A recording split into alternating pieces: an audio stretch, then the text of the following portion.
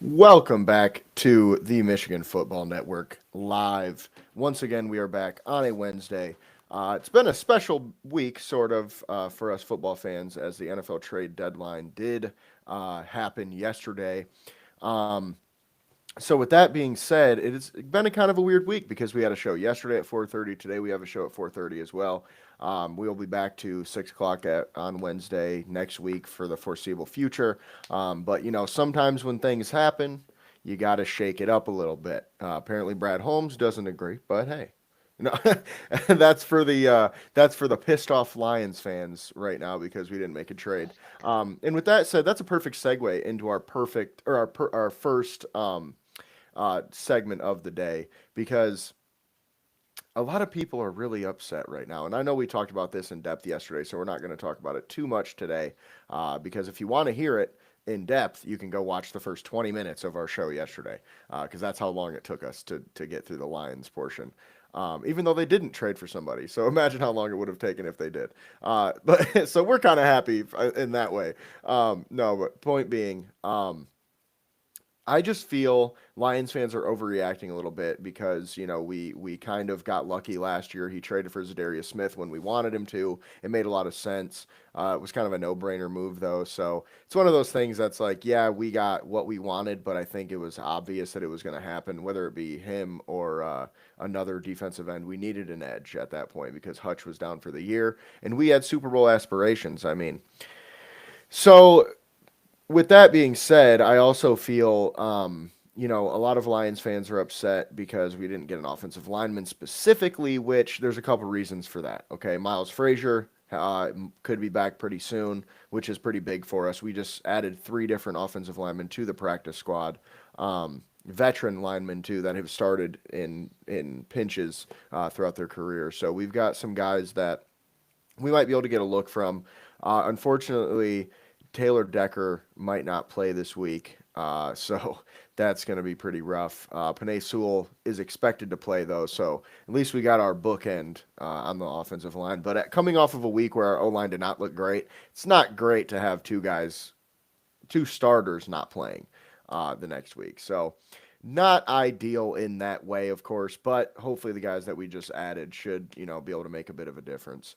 But with that being said, to wrap up my 2 cents on the Lions trade deadline, I just am not that worried about it, honestly. Like I would have loved to add somebody, but at the same time, I understand why we didn't. Sometimes the guys aren't even there. I mean, we're sitting here assuming that there's guys even available. I mean, come to find out, Joel Bitonio was not even available at all. I mean, which makes sense in my opinion. I mean, we were just assuming he is because we think the Browns would trade him because he's old and they suck. Okay, well, the NFL, like we said yesterday on the show, it's not Madden, okay? Like, Yeah. we're not going to sit here and just trade everybody because they're on an expiring contract. Like, that's just not how it works, man. Locker rooms are real, coaching staffs are real. There are real people involved in this, man. Joel Bitonio has lived in Cleveland and been a Cleveland Brown since he was drafted, okay? I mentioned that in my article when we talked about him.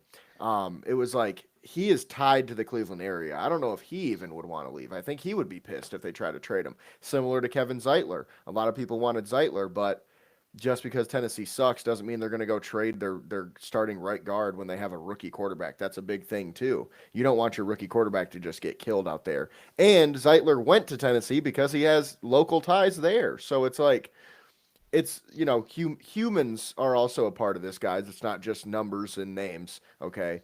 Um, but with that being said, I I What? wish we would have. I do wish we would have traded for somebody, and even not an offensive lineman, maybe an edge or a defensive back. You know what I mean? But I'm not that upset. I do, I do trust Brad Holmes, and I do think he knows what he's doing. So, obviously, if we never win a Super Bowl in the next 10 years, it'll be fucking. We'll be pissed off. There will be a reason for that, but we're gonna see. At least I am gonna wait and see how it goes. But anything you want to add there before we move on?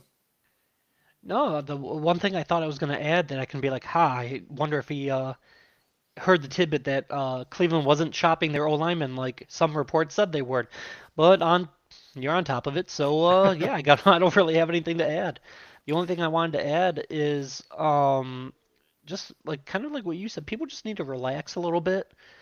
Like I understand if you have a certain frustration level. I like to try to shorthand on Twitter, and then when I reread my tweets, I'm like, I need to do a little bit more detail because it's open-ended. So, Hmm. because I put out a post that said like, how can like people be mad at Brand Holmes, blah blah blah. I'm like, okay, I shouldn't say how can you be mad, how can you question him, whatever, because he has had missed prospects. He's had some free agents that haven't been as helpful as we would like. But what I meant was like the people that are saying fire him. I saw some people say fire Brad Holmes, and I saw other people say he's on thin ice. And I'm just like, he is the most secure GM in Detroit. Yeah. Like, He might be I one of un the most secure in the entire freaking sports world, to be honest and with you. that's what I mean. I'm just like, I understand you want that push. It's exciting. You want to go all in because it makes the now better. But then in the off season, because we already don't have a third round pick from the Tesla trade. So now you're saying, what do you want to give up a second for like a hot shot, or not you, but you, the viewer? Did you want to give up a second for like that marquee blue chip push us over the top guy? Did you want to give up a fourth and a fifth or something so we don't have any day two picks? And it's just like come draft day, those are the same people I'd see complaining that oh we have no picks on draft day, Hmm. and oh it's like whatever is happening now is what people want to be involved in. So For sure. remember on draft day when people are already going to be complaining that we don't have a third for Tesla, which right or wrong that's a whole different topic, but and enjoy your fourth, fifth, sixth that you have because we didn't make a move at this point in time. I don't know and no one knows. But I don't know if I can sit here and tell people today that because we did not make a move at the deadline, our season's over. Like, we Yeah. still have a chance, guys. We're still a very good team. I know we're a little bit demotivated. We got kind of kicked in the shin there with the Minnesota loss, which I'm sure we'll obviously cover in more detail coming up. But the sky is not falling. We've had games where we've looked pretty dang bad in the modern era, and we can bounce back rather nice. In fact, I don't want to jinx it, but Dan Campbell has a theme going where after a loss, we normally have a pretty good game after that. So let's just trust the people that we've been trusting for a while. And I mean, if you believe in this regime, if you believe in Dan Campbell and the vast majority of our players that we still do have healthy, because unfortunately the list is adding up, um, I mean, we'll be fine. Like I've seen a lot of people that preach. I'll say preach. Brad Holmes is the best. Dan Campbell's the GOAT, Coach of the Year, blah blah blah. And those same people are just like, well, why aren't they doing anything? And I'm like, just because they didn't make a trade at the deadline doesn't shift or shouldn't shift your viewpoint of them that much, in my opinion. Yeah, I mean, personally, I think we've gone over this so much in Detroit sports, when we were talking Tigers and Red Wings and all that too, where Detroit sports fans just seem to be as much as we love to sit here and talk about our loyalty, we, as in us as Detroit fans, not me and you, are very fair weather fans, though, if you think about it. Like, 100%. we really love to sit here and talk shit about loyalty and how we were bad for so long and we all still stuck with it. And I'm going to be honest with you, man. There was some of us, yeah, some of us were actually like proud to be Lions fans. And yeah, it sucked when, we would lose a big game or we would get blown out by a bad team or we would lose to a bad team that we were supposed to beat or whatever, like we used to be.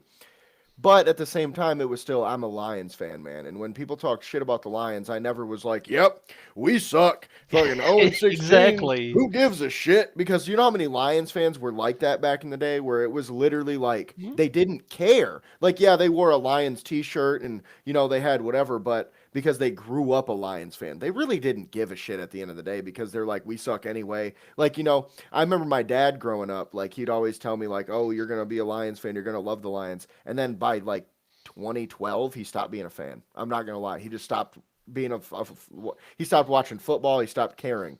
And it's one of those things that like I feel like that's kind of a decent amount of our fan base is just people who really don't even care that much about I'm not going to say necessarily football, but they don't really care in general as much as we do. So they just are more apt to, oh, I'm not getting what I want you gone. I'm not getting what I want you gone. You know what I mean? It's just ridiculous in my opinion, and we see it all the time with the Pistons, with the Tigers, with the Red Wings, whoever it is. I mean, shit. They've I mean, sometimes it's valid with like Iserman. It's like, okay, we need to do something, but for the most part, it's like we just go after it because we think we should be better than we are. Like you remember with the Pistons at the NBA trade deadline or in the free agency even, we didn't go out and get a big splash. A lot of people were pissed because it's just we want what we want and you can't have it right now, so we're going to act like children essentially is what we do. Yes, And it's kind of gross in my opinion and it's very irritating, but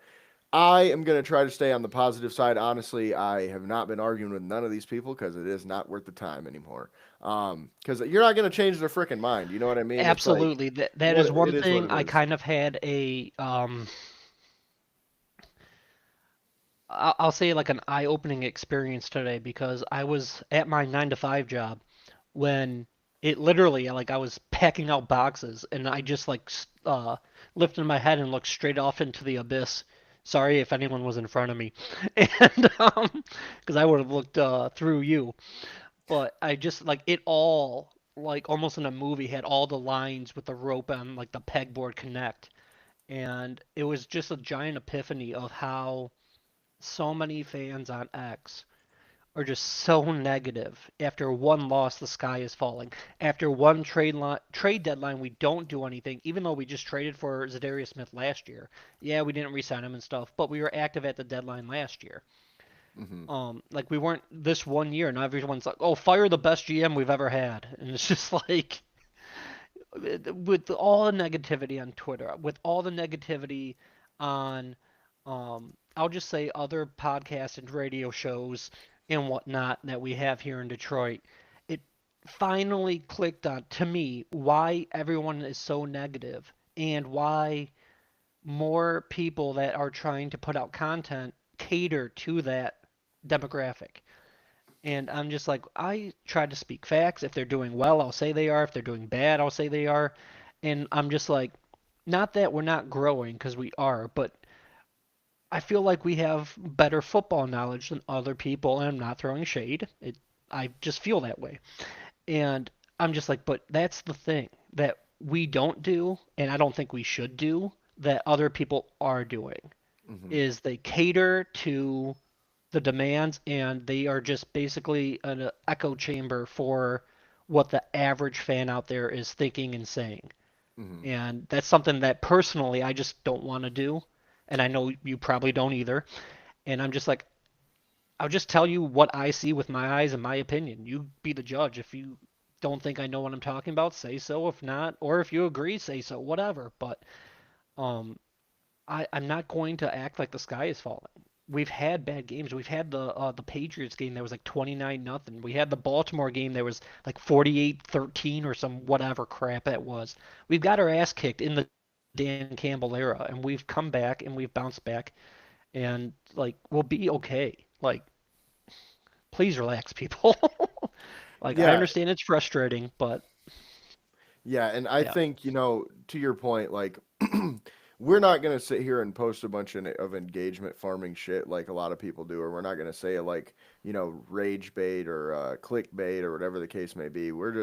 We just want to talk football and enjoy it, and that's just what it is. Like, and unfortunately in today's society, sometimes you have to do that stuff to get to explode, but I'd rather just do what we do and enjoy ourselves. yeah. But with that being said, speaking of um, the Minnesota game, so Well, do we have to? uh, we'll make it quick. Don't I worry, know. um, because the game. I just want to put it behind us. But Yeah. point is, coming into the game, my keys for this game were pressure JJ, stop the run. How would our DBs look? Goff versus the blitz or slash pass rush because the Vikings always seem to do a really good job against him. And then our run game. Now, we did everything wrong except pressure JJ. We actually did a pretty good job of pressuring him. We had a decent amount of pressures and we had 5 sacks on the day. Um, but we didn't stop the run well. Okay. Now, Aaron Jones had 9 carries for 78 yards. Okay. I don't know if you guys know, that's 8.7 yards per carry. Okay. So he touched the ball 9 freaking times and had almost 80 rushing yards. Jordan Mason had 10 for 36. Addison had a 16-yard run, and J.J. McCarthy also had 12 yards and a touchdown rushing. The one cool thing is Justin Jefferson only had 6 catches for 47 yards and a touchdown. I felt like our DBs did play pretty well. I mean, obviously they let up a couple plays throughout the game that were in bad timing, unfortunately, but overall they played pretty well. When obviously JJ McCarthy was, he's still essentially a rookie right now. He's a young guy. He hasn't really played that much, but he only had 143 yards, 2 touchdowns, and a pick, and he went 14 for 25. So I think overall our DBs played pretty well. Now, that's all the positive we got.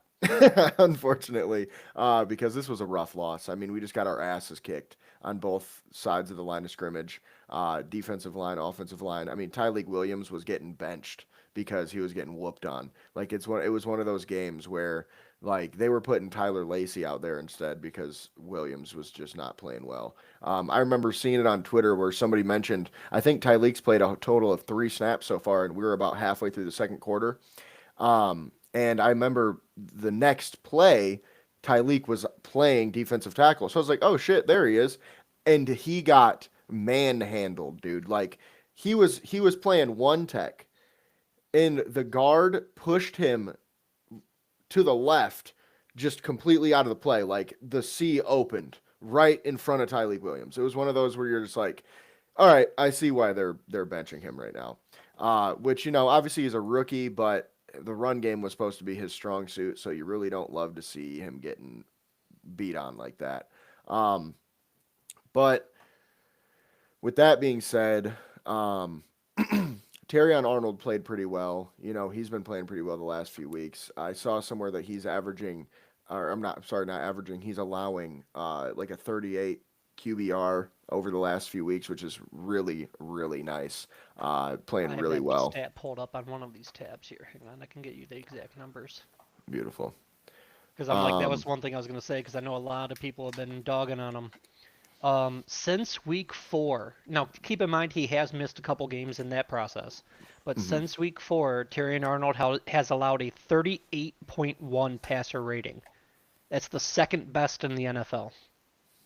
Yeah, see, and he's what we play a lot of man, we play a lot of match, so he's not just sitting in zone getting that done. So obviously he's playing pretty well. Um, but to the offensive side of the ball, obviously Goff got killed. I mean, this was one of those games where you're just like, damn, son, can we block anybody? Jameer Gibbs was getting ran through on pass protection reps against linebackers. Our interior offensive line was getting moved around. Our tackles were getting beat. I mean, even Sewell had a couple bad reps. It was just a bad, Several. bad game. And it was one of those games, yeah, and it was one of those games that like you just you're watching it and it's just like how are we getting whooped on like this, man? That's kind of how I felt when I was at the Packers game. I'm just watching it. I'm like I did not expect this at all. But I think to the Vikings credit, coming into the game we kind of mentioned it. They do a really good job against us scheming. I mean, Brian Flores is a freaking demon. That dude is different. He brings it with his blitzes and his pass rush stunts and things like that. So he makes it really, really hard on your offensive line. And I mean, especially a unit like the Lions have had this season, it's not as hard as it was the last few years, for sure. So Brian Flores seemed to be enjoying himself calling all those blitzes and things against us. Um, but with that being said, before we move on, do you have anything to add specifically with the Minnesota game? Specifically, I think it's not something I say often because I feel like even when you win games, you can watch the film, learn from it. You never play a perfect game. And this is one of those games where it was so bad. Instead of digging through the plays and seeing what went wrong on this play, okay, noted, whatever, next play. I think you just throw this film in the trash.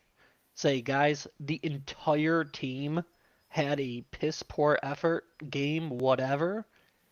let's just shake it off and get back out there because we never looked that bad any of the other weeks. Like I've been saying for a long time, I think our week 1 loss against Green Bay was the starters being rusty since they did not play at all in the preseason. Like we still looked better week 1 than we just did against the Vikings, and the Vikings are not as good as the Packers. Like I know the Vikings just got healthy; they got both their tackles back. Van Ginkel was back when he missed some time, but that does not excuse how bad we played, and it was just all around. Like you mentioned, I think you are being polite with Sewell. And don't get me wrong, I love Sewell. I think Sewell's the best offensive lineman in the entire NFL. He had a terrible game. I think it's safe to say that might have been Sewell's, actually, I won't even say might. By my standards, that was Sewell's worst game of his career. But that's not like he makes a habit of this. So I'm like, I can shake it off because he's been elite for the other 4 years and, however many weeks. So I'm not going to be worried about him. But like, even Sewell got handled. Um, Branch did not look good in coverage. Like the guys that we like rely on. St. Brown had another drop, and he never drops. Um, I know we really shouldn't keep track of. Excuse me, getting over a cold. I know we shouldn't keep track of like running back sacks, but Gibbs allowed at least 2 sacks in his pass blocking coverage, or pass blocking blocking, and scheme, whatever you want to call it, assignment. He failed. Sorry, man. Like I love Gibbs. Like I've seen him pick up blitzers before. That just wasn't his game. It wasn't Sewell's game. It wasn't Decker's game. It wasn't Tyreek Williams' game. I know he's a rookie, but I've seen the flashes, and in other games he looked really well. So I mean, I know he can perform at the NFL level, as obviously as he becomes a sophomore, junior, and all that. Um, he will get more consistent with those flashes, but you're right. Like he got absolutely manhandled. So I don't know what exactly the Vikings did to make all pros like St. Brown and Sewell not play to their level and Gibbs, et cetera, et cetera. But whatever it was, we just got to make sure it's not a habit and just move on. Yeah, for sure. And I think it's just one of those games, kind of like with Green Bay week 1, where we just got whooped on. And, like you said, Dan Campbell does a good job of not letting his guys stay down in between games. But before we move on, I just wanted to add to this. It does sound like we might bench Graham Glasgow, which I think could be a good thing for us. He's probably been our worst offensive lineman this year, unfortunately. And Yes. having your center be your worst O lineman is just not great. It does sound like they're going to give Cologne, whatever. I still don't know which way it's pronounced because he has Hopefully not we played. figure it out when they play. Yeah. And then Kingsley Aguakun, who I think Kingsley could give us a lot. Honestly, he's one of those guys in training camp that when he was out there, I was very surprised at how well we were playing as an offense. So I could see him potentially taking that spot. And then, of course, the guys that we just signed.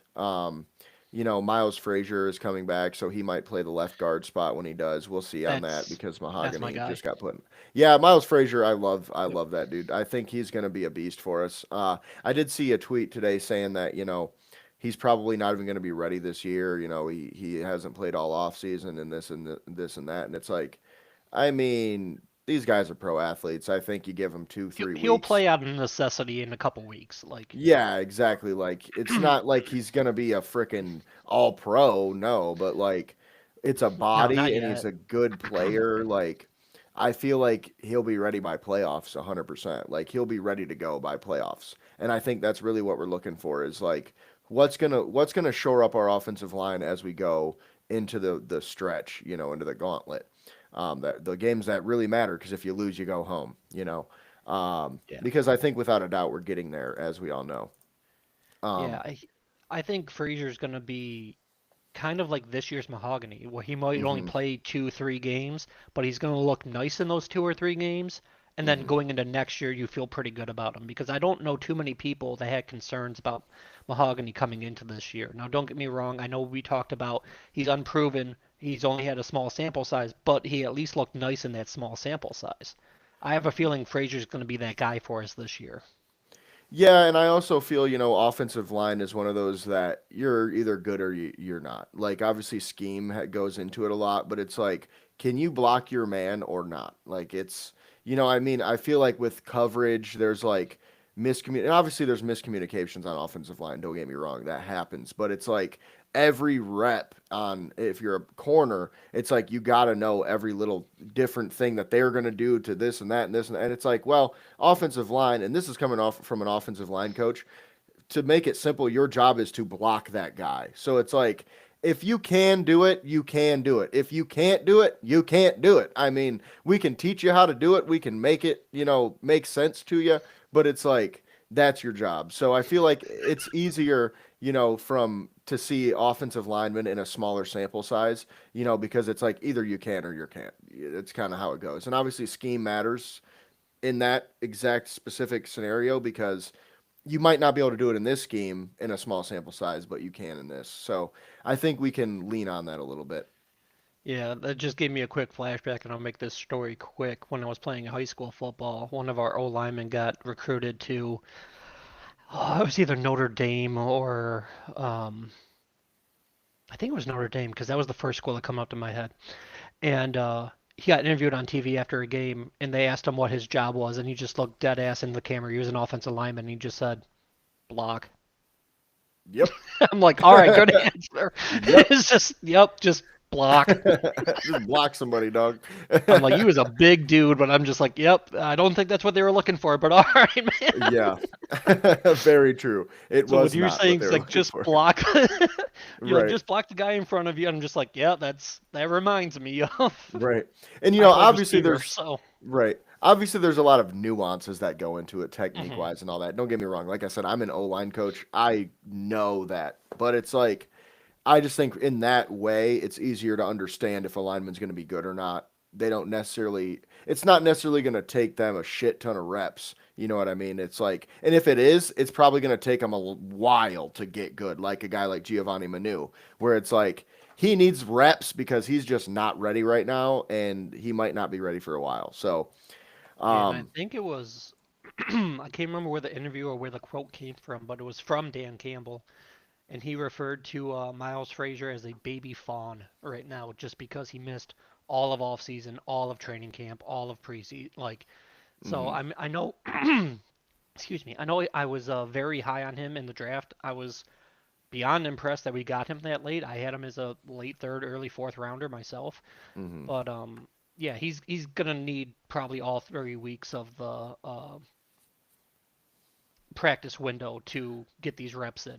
So I Yeah. don't think by any means just because his practice window is open. I have seen some people say, "Can he play Sunday?" I'm like, I don't see it happening at all.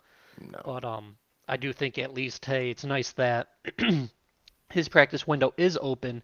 And like I said, I do feel like even as a rookie missing all that time, he can still have some kind of impact, at least to the level that our O line is currently playing, even Mhm. though that's a pretty low bar, at least as of last week. Yeah, and I mean, a good example is like an Ali McNeil, for instance. I mean, his practice window opened and he played that next week. He didn't play that same week. He played the week after, and he played a lot of snaps.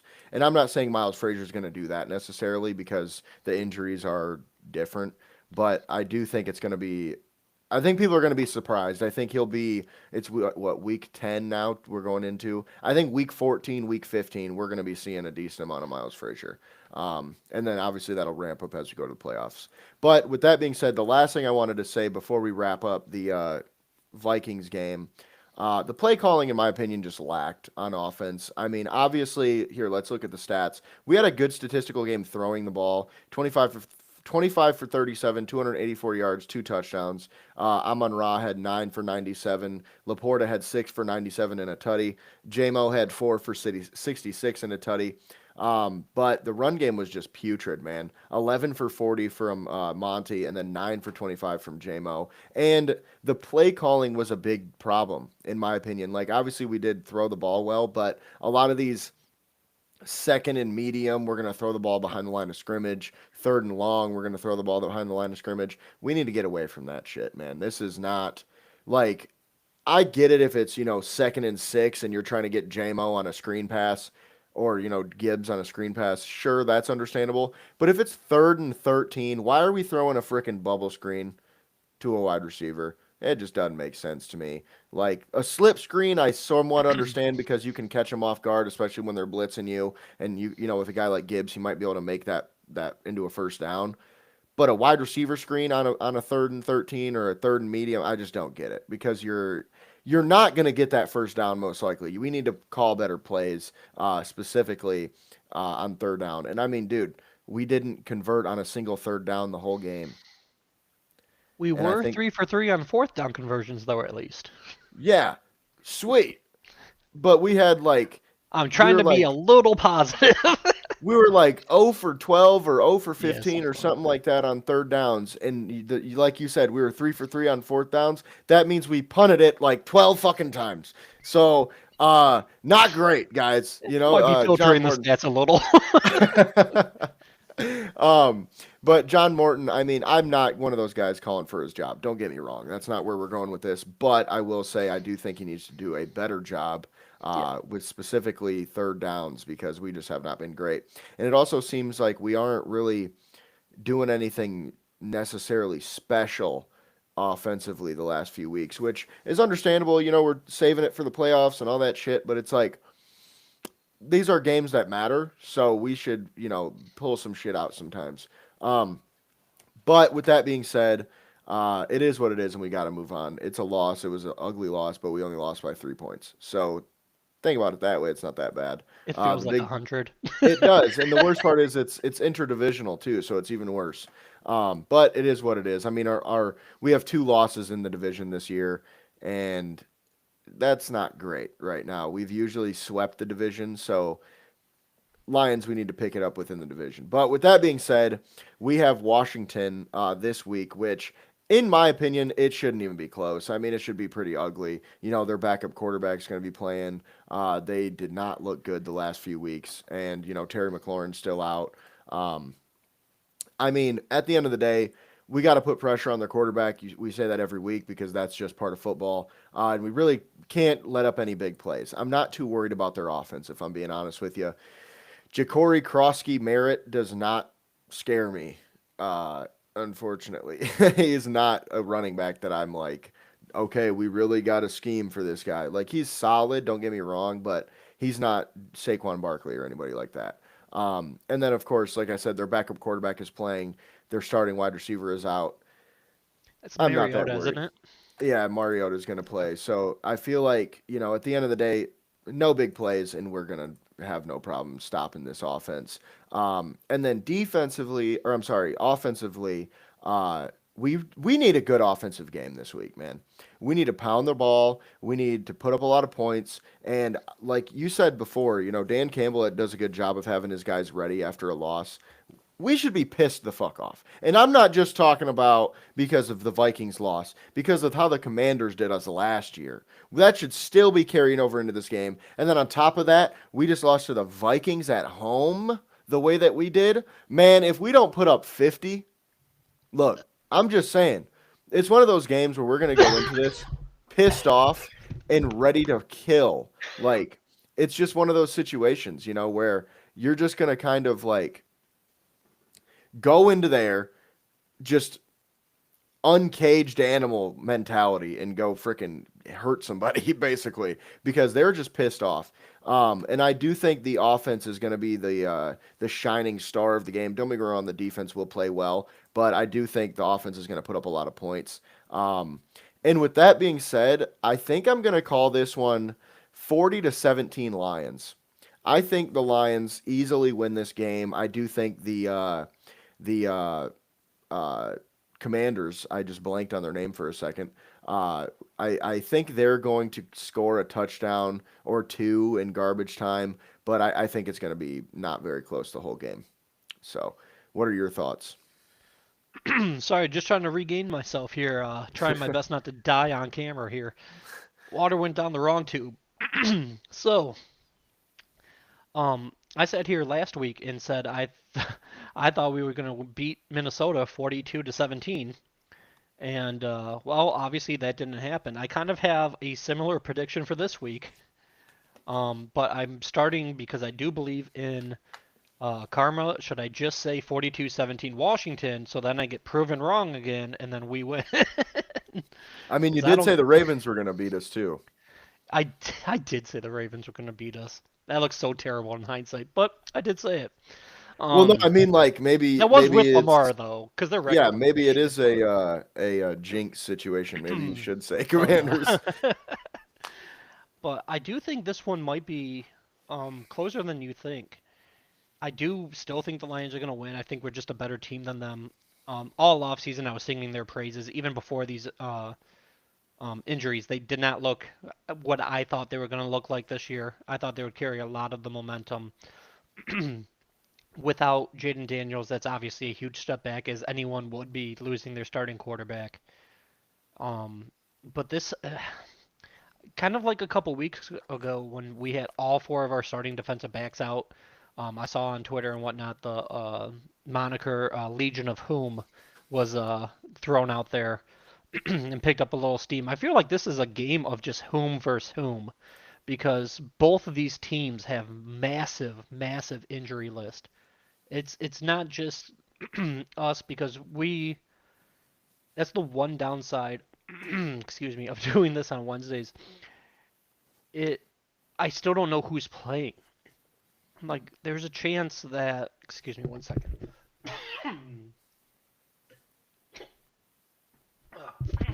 Excuse me. There's a chance Sewell and Decker don't play, both. And with Manu on IR, and who was our other tackle that got hurt? Um, besides Manu, but would be on tackles like 5 and 6, if not then 4 and 5. Like we're both banged up. Like obviously they don't have Jaden Daniels. Um, I'm sorry, man. My voice is messed right now. Man, I'm telling you though, there's not many things worse than some shit going down the wrong pipe. It hits you for like 20 straight minutes. I'm like, Like, I'm good. I'm like, I'm good. Let's talk. And then like as I'm talking, like my throat's just dry. yep, I called off sick to work on Monday. I've had some kind of bad flu virus last 4 days. I feel good now. Before right. my drink almost killed me. Stupid strawberry lemonade. And all right, I'm good. But both teams are having massive injury woes. So I don't really even know who's suiting up for Sunday, all in all. But I think the Lions have a much deeper roster. I, as I said before, Dan Campbell gets his guys ready. He's gone a long time without losing back-to-back games, and I do see the Lions pulling this one out. So I will say, let's go 24-17 Lions, in my opinion. Okay. So I think it's going to be a close game, which, we'll see what happens. I just don't know with Mariota as their starter. I mean, obviously he's a decent backup, of course, but they just haven't been very good at all this year already. And I just think we're going to kill their defense. So hopefully I'm right, just so we can see a beautiful display of offense. But I honestly would not be that surprised if your prediction came true. But with that being said, to wrap up our NFL segment, we will go to our games of the week, which I have two pretty good ones, I think, and I think have a lot of different storylines going on. So, first up, we have Atlanta at Indianapolis, which is actually not at Indianapolis; it is in Germany. So, you know, not quite a home game, but they're the home team. But the obvious storyline behind this is Sauce Gardner, man. They just traded for Sauce. They go over to Germany to play a Falcons team that should be better than they are right now, and are getting a lot of flack from their fan base for not going out and trading for somebody. So I feel like the Falcons, it's kind of a win. You have to win this game. Like, and obviously it sucks because the Colts are coming into this game 8-2 or 7-2 at this point. So they're one of the better teams in the league right now, and I just feel like I don't know. Atlanta, I think, has a chance of winning this game because they have the talent. But in terms of their records, I mean, it shouldn't even be close. But with that being said, I think a big part of the reason I picked this game, obviously, other than the Sauce Gardner trade and what I said for the Falcons, but It's also the first game of the day. I mean, it's that wake up in the morning on Sunday and watch some football while you drink your coffee and sit in your PJs. And I always love these games because I love opening my eyes at 9:15 in the morning and knowing in 15 minutes there's going to be a kickoff. And then my second game of the week is Philly at Green Bay. And I think I picked this one for similar reasons in terms of lots of storylines. Should be a good game. Green Bay kind of needs the win, but so does Philly. So Philly, not as much. Obviously, they're a little bit better on the record side of things, but I feel like or I'm sorry, I feel like coming into this game, either team could win. It's a battle of the best of the NFC. Two of the best teams in the NFC are going toe to toe. It's also on Monday Night Football and at Lambeau. So just, I think that's perfect for what should be a beautiful Monday night for a football game. But with that being said, what are your games of the week? My first game of the week is the Rams at San Francisco. I think the Niners have been um, it's almost pretty amazing because just like Washington and Detroit, they are dealing with a plethora of injuries, and they still are getting it done for the most part. They're 6-3, and then the Rams. I mean, what a year they are having. Stafford looks maybe better than ever, like literally. Um, and I feel like that's just going to be one hell of a matchup, especially with San Francisco's defense. I know they don't have Bosa, but excuse me. But yeah, I think that's going to be a hell of a game to watch. I think this Rams offense has been fun to watch all season. So with that, just no further need. Excuse me. And then my second game is Detroit at Washington, just because once again I don't know who's playing. Like, also, how do the Lions bounce back from that Minnesota game? How does one second, I'm sorry. Because if I'm not mistaken, the Commanders, yeah, they just got completely blown out by Seattle. So basically, two teams coming off a rather big loss need to kind of try to get them both teams back in um, to the win column. And dare I say, Washington needs it more than us because they are running out of time. They are three, like I said, they are 3-6. If they drop to 3-7, they're not doing anything in that division because Dallas and Philly are rolling. And at least two. I still think three, Well, but at least two Dallas from Dallas is not doing great is record Dallas. wise. I think they might even Are they have 500 at least? maybe. One second. Oh no, they are 3-5. I thought they were four Yeah. and four. I was Okay, gonna say well, I think they're even the same record right now, 3-5. yeah, it says here three and Oh, they're five. 3-6. Commanders are. Oh, because they lost. Yeah, okay, because Cowboys had their bye weeks. Okay, Hmm. I'm sorry. I don't know why I thought the Cowboys were 4-4. I stand corrected. Never mind. Detroit needs this more. And I don't know why I thought the Cowboys were rolling a little better than that.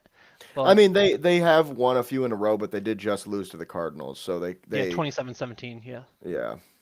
Um damn. I'm not normally off by that much. Okay, my bad. Well, Detroit needs us more, but we still gotta prove it and go out there and do it Sunday.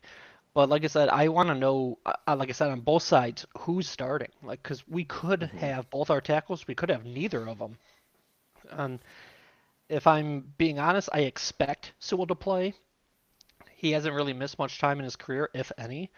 And I expect Decker to miss because he's already missed a handful of games nursing an injury. So I would kind of expect him just to take it off if he's not 100%. Because although this game is important, we need him for the playoff push. We need him for the long term. I don't think if he's not at least 90%, because no one's 100% this late in the year. If he's at least not 90%, I don't think we're going to play him either way. So I expect to hopefully at least have Sewell, but with that being said, we're going to be down yet another player in addition to.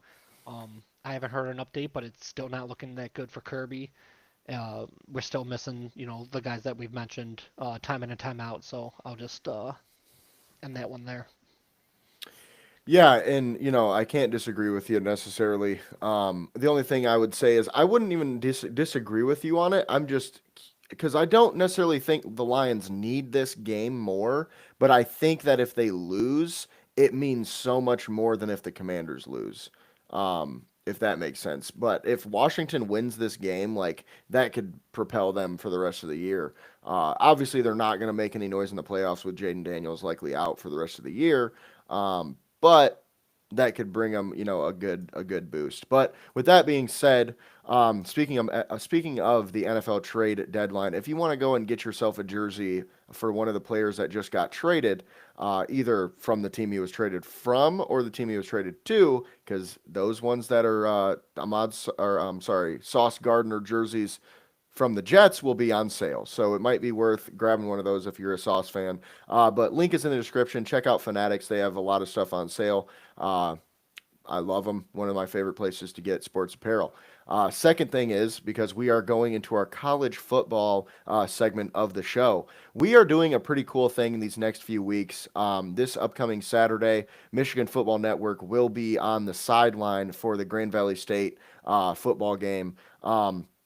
Which should be a good one. They are playing Michigan Tech, and it is their homecoming. So should be a packed house, should be pretty fun. And then the Saturday following that, we will be at Davenport for the Calder City Classic between Davenport and Ferris State. And I don't know if many of you know, Ferris State is one of the best D2 football teams in the entire country. So it's going to be a lot of fun. We will be on the sideline for both of those games, and we will be posting a lot of content on our Twitter, on our YouTube, on our TikTok and Instagram and all that cool stuff. And then another thing before we move on, just a quick shout out for my YouTube channel because I am doing a new series where I'm going to do a tour of the U.S. essentially and going to a bunch of different stadiums in every state. So should be a lot of fun. This upcoming couple weeks, I'm going to be a very busy man. I've got a lot of games coming up. I'm going to the Pistons Sixers game on next Friday, and then of course the two football games that I mentioned. Outside of that, I'm going to keep it low key because you'll follow me on Twitter and you will see where I'm going. It's going to be a lot of fun. There's football, pro basketball, college football, college basketball, all types of different stuff. So it's going to be a lot of fun. But with that being said, moving on to our Michigan State conversation, we'll start with Michigan just because, they're big brother. You always got to start with big brother, don't you? No, but point being, there's really not too much to say because, they're both on their bye week this week. But speaking of the game last week, Michigan's offense just outside of the run game, obviously the run game was awesome. 185 yards on 25 carries and 3 touchdowns from Jordan Marshall. And I mean, coming into the season, man, I said this running back core was better than what we had when we won the national championship. And I think some people thought I was crazy. And here we are. Here we are. Yeah. Justice Haynes, man, he was doing the same shit that Jordan Marshall's doing right now before he got hurt. And now Jordan Marshall stepped in and might even be better. I don't know. It's one of those things that's like, it's kind of crazy to watch. Yeah, I But like both of these running backs a lot, and I remember you saying that early on, and I'm like, what the hell is he talking about?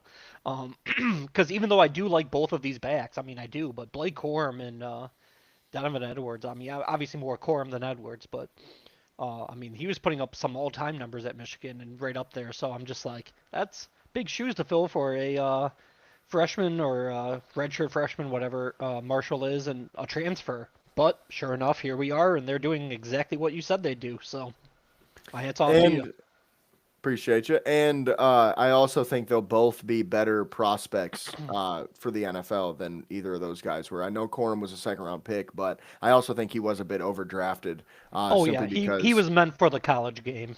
Yeah, and I also think if he got more playing time and snaps, he would play better with the Rams. But it's just one of those things like he's not playing much, so you can't really, I think Justice Haynes and Jordan Marshall will both get drafted pretty high within the first 3 rounds, and they'll do well in the NFL. And then obviously Donovan Edwards, really, I don't even think he's on a team right now. I think he's on a practice squad.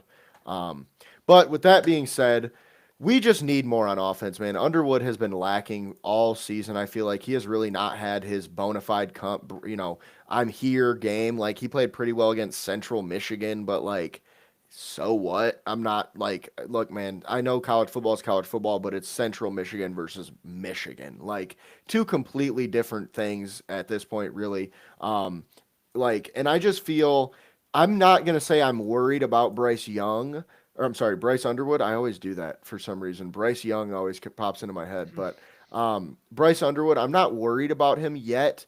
I am a little bit worried about this coaching staff though, because it just seems like they're not doing a good job to get him where he needs to be, or calling the right plays for him, or whatever the case may be. So, just a little worried about that. The defense has been really good though. I do think allowing Purdue to put up 16 points is a little iffy. I don't love that, especially when we only put up 21. If it was 40 to 16, I'd be like, okay, sure, it doesn't matter. But that means they were scoring points when it actually mattered still, which I don't love.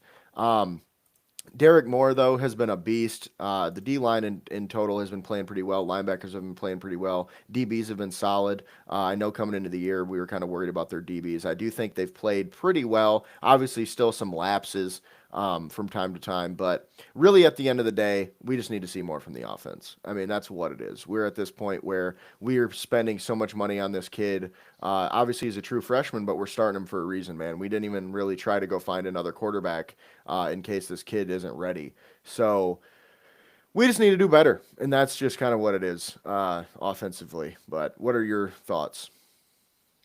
Yeah, I only have one note as you can see on the show sheet, and it's just Underwood WTF, man. Like I've been defending him week in and week out. Last week on here was the first week when where I, where I sat here and I'm like, come on, man. Like this is the first time I gotta be like, come on. Like I've been defending you, but it's time for you to show us what you're doing. We're not playing top competition, and this is the second week in a row where he's flat let me down. Um, Mm-hmm. it's weird, just especially because it's so opposite of my view on the Lions. It's weird to have a negative thought process about your team coming off a win, but that was a really ugly win. So like but it's time. Like it's not week 1 or 2. You've got your feet wet already. You've had your nose in the playbook. You've had plenty of practices and reps with these receivers, and I don't think we have a great receiving core to be honest with you. But you're missing open passes. You're missing Mm-hmm. open guys. You threw it into double coverage when McCauley was wide open in the end zone. Like there was clear uh, miscommunication on the defensive coverage, and Underwood threw it into double coverage for an incomplete instead of a literal wide open touchdown that I myself can make. And that's not saying, oh, you think you can't. I could have made that throw. Many of them, no. That one, yes. And it's just like, come on, dude. As you mentioned, between the price tag, between the hype, between the um, I would just say standards of Michigan. I know a lot of MSU fans hate when, especially me, um, their big knock whenever I talk Michigan football is Michigan fans are arrogant, and I'm like, to an extent we are, but that's just a level of expectation. Mm-hmm. Like we expect to win. We are like the Kansas City Chiefs or Philly. We're used to winning. We have the most wins in college football history. We're not going into games expecting to lose unless it is that like top 10 team, and then but when we're competing, and honest to God competing with Purdue, that's not acceptable by our standards. Mm-hmm. And I will say the 2 games where Underwood looked the best, in my opinion, this season, regardless of opponent, are the 2 games where Sharon Moore were suspended via the self-suspension sanctions that they put on themselves. So how much of this is Underwood? Because regardless of the coaches, you missed the wide open guy standing alone in the end zone. So I don't care about scheme or who's calling the plays or whatever. Like that is on you, period. But um it just seems like Coach Biff was able to put the team in better position, or at least Underwood in better position those 2 weeks that he had. So I don't know if it's a coaching thing. I don't know if it's an Underwood thing. The honest truth is probably a combination of all of it, but something needs to happen, and it needs to happen soon. I know we've been dreading the Ohio State game this year, and each week it gets closer, I don't want to say afraid, but more concerned that it's going to be not even a competitive game because I don't think we look better than we did in week 1 or 2 um, at all. I don't see the Mm. improvements in the week by week development that I was hoping for with a young quarterback. Yeah, and speaking of the Ohio State game, honestly, I was looking at tickets the other day and I found some for not that. I mean, it's expensive, don't get me wrong, but it's not as expensive as normal. And I was like, maybe. And then I was like, but imagine spending that much money and going in there and we get beat 56 to fucking 14 or whatever it's probably going to be. And you're just sitting there like this for an hour and a half because you're not going to leave. You spent Yeah. $350, so you're just going to sit there. And Ohio State fans are going to be talking shit the whole time, as we all know. So, As they should. If they beat as us they like should, that yeah, of after, course. as a Michigan fan, as much crap as I have talked over our 4 game or whatever game winning streak we're on now, however many thousands of days it's been since Ohio State's beat us, I'm like, you would just have to sit there and take it. Yeah. So, I just like honestly with I know we've beat them 4 times in a row, but honestly I just have like PTSD from because I was growing my childhood, dude. Michigan never beat Ohio State. Michigan did not beat Ohio State until I was an adult. Like see, it was I rough. being older than you, it was nothing but like Michigan dominance for me. And then like my teenage years and whatnot was Ohio State's. Excuse me. And now that I'm in my now mid 30s instead of early 30s, it's back to being Michigan. So I've seen like both ends of the spectrum, but yeah, it's just like obviously I hope we win. Like it's the Hmm. game, but as I've said before, I try to put my bias and whatnot aside, and it doesn't look good. So No, and I mean, obviously, Ohio State won the national championship and everything, but so they were the best team in college football and we beat them. But I just think it's one of those things that last year, I'm going to call it luck, honestly, because I think Ohio State just came into the game downplaying us, didn't really care. They thought it was going to be a blowout. And it was mainly our defense and our run game. Like our pass game really didn't do a lot, but our defense really is what won that game. Um, but moving on to the Michigan State game, uh, that freaking freshman quarterback should just be their starter for the rest of the year, dude. He looked pretty damn good. 20 for 28, 311 yards and a touchdown. Their running game was also very good, 127 yards on the ground for Tao Tolliver, who has been pretty good for them throughout the season. Losing that game though against Minnesota is rough because just box score watching, it seems like Michigan State should have blown them out. Um, you know, 115 more yards passing, 30 more yards rushing. The best receiver had 50 more yards receiving, but they lost by 3 in overtime. So it's one of those things that we're kind of seeing from Michigan State right now where it's probably time where they move on from their coach and they try to figure things out. It does seem like Childs is going to be gone after the season, which is kind of why I would just give that freshman the start for the rest of the year and see what he can do. Because I'm going to be honest with you right now, redshirting guys doesn't make as much sense as it used to. Okay, yeah, because with the transfer portal, you could redshirt a guy. He doesn't play a snap for you. You just paid him $200,000 at the least, probably, or if not $2 million to do nothing for you, and then he leaves because he's going to play somewhere else right away. So I just think if you got a guy, just play his ass because he's going to want to play, and if you don't play him, it's going to give him another reason to leave. So it's just like unless you've gotten like a freaking for a fact this kid is not leaving after the season, then it makes some sense. But with that being said, the game versus Penn State, I don't know, man. That could get ugly. I think Michigan State does have a chance. Now, obviously, excuse me. Obviously, it is their bye week as well, so both Michigan teams are on a bye. But we're going to talk about the game more, obviously, next week before it happens. But I just do think Michigan State has a chance, and if they can win against Penn State, they could turn their season around. So, but with that being said, there's really not too much else to say about State right now. They're just not playing very good football. It is what it is. yeah, I was disappointed in myself with my Michigan State coverage last week. So I actually watched the a little bit of the game this week, and anytime I um saw Michigan State on offense, they were going backwards. Minnesota's defense had 12 tackles for loss in this game. They were Jesus. in, yeah, they were in a lot of second and 13s, third and 15s behind the chains. I know Lions fans, it sounds familiar, at least last week, but sorry for the PTSD trigger warning. Um, but yeah, and I'm just like, damn, I'm like, I'm glad because they played before Michigan time wise, and I'm just like, I'm glad that I'm a Michigan fan, not a state fan. And then Michigan played, and even though they won, they looked like shit versus Purdue. So I'm like, well, Might not be I'm that like, much better. exactly. I'm like, at least we got the win, but we look like shit too. So who the hell am I? I'm like, in fact, I was gonna go rant on, not rant, but post on Facebook, and Facebook. What am I, 50? On Twitter, and Almost. yeah. I just turned 34, thank you. But Oh shit.